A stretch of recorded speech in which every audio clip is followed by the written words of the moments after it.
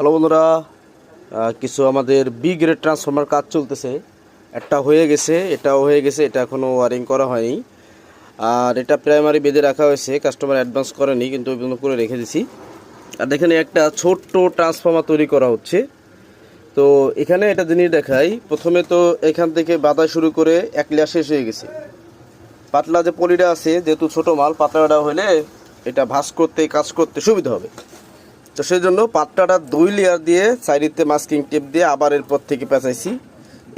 এবার মনে করেন যে 2.5 লেয়ারে আমরা পড়লাম, অর্থাৎ 2 লেয়ার, এই থেকে এই শেষ, এই থেকে এই শেষ।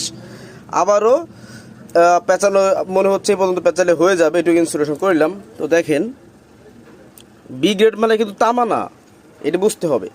তো আমার শপের মনে করেন আমার দোকানের বি গ্রেড মানে হচ্ছে অনেকের স্বপ্ন ভাই, বাস্তব।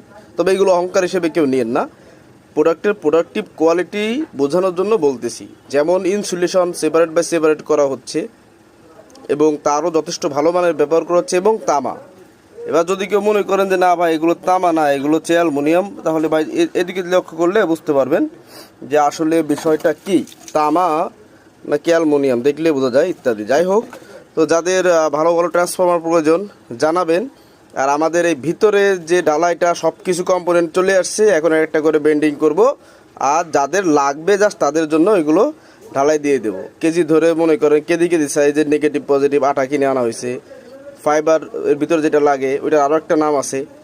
তো ওইগুলো যে যতটুকু প্রয়োজন মোটামুটি বেশ যথেষ্ট পরিমাণ আনা হয়েছে। আপনাদের যাদের যেমন চাহিদা বাটিরা বাচ্চান তাও দেওয়া যাবে, ওটা আলাদা দাম হিসেবে। আর যদি বলেন যে এখানে ঢালাই দিতে হবে তাও দেওয়া যাবে।